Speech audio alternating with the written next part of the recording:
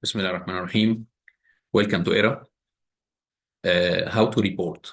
I am Dr. Muhammad Talat with you, Assistant Professor of Radiology, Cairo University. First, I would like to invite you to watch the video, Golden Tips in Reporting. Both videos are complementary to each other. How to report. I think I will suggest for you a different way for reporting. In my routine practice, I start by quick review of the case without or before reading the history. This quick review will take about 10 to 20 seconds. I think it will give you two benefits. First, train your eyes to catch the abnormality without any help, without any support, without reading the history. Second point, your eyes and brain will not focus on one area of the study. You will cover the whole study. And remember all the time that you need to answer the concern or the question of the referring physician. Collect your findings, make your conclusion, diagnose and differential diagnosis. Is there any next step? Recommendations. Next step, that means if you need to do MRI brain, for example, if you do MRI study, isotopic scan, bone scan, something like this.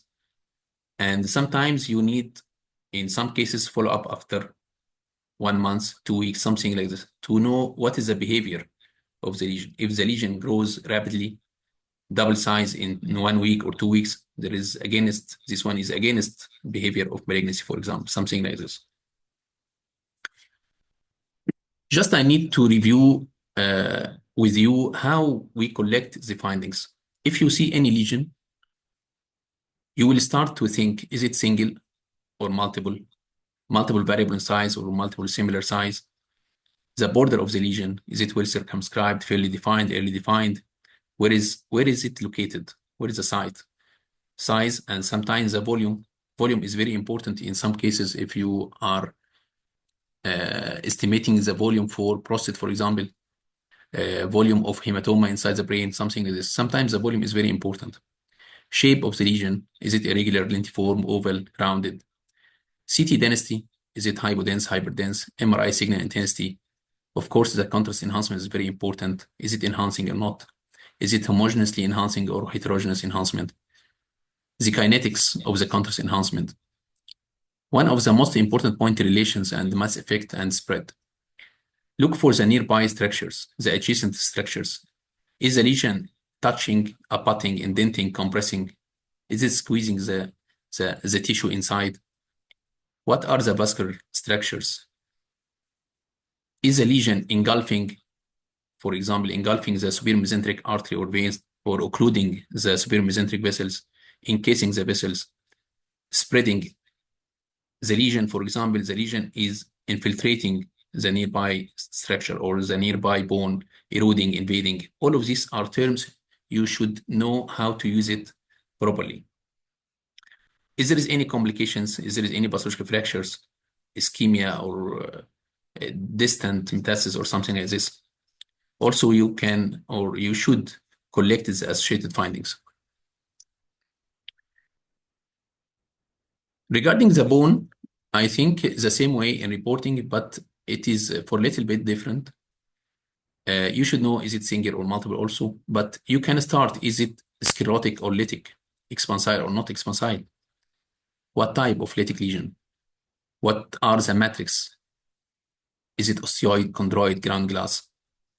I think if we have to apply here in this case, if this lesion here, you can start from inside to outside.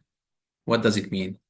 This one is a fairly defined, mildly expansile osteolytic lesion, centralized or involving metaphyseal portion of the left femur, extending to the femoral neck and upper shaft.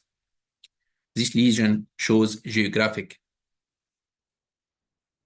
ground glass matrix. It has narrow zone of transition.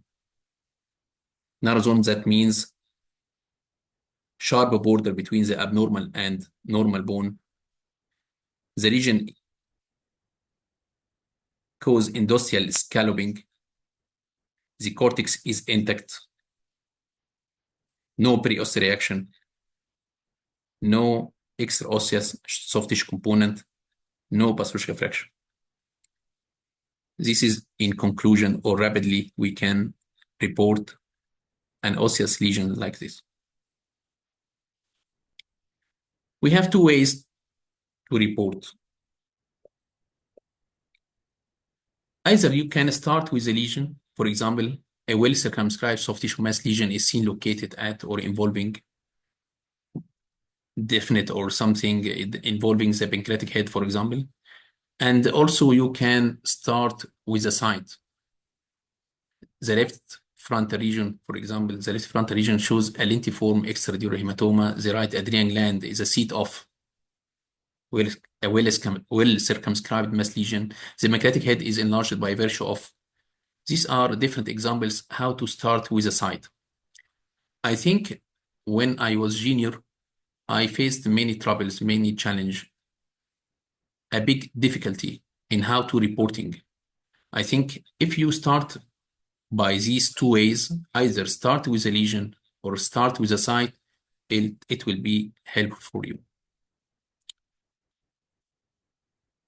Thank you so much. Thank you for listening to this short lecture, and thanks for my group.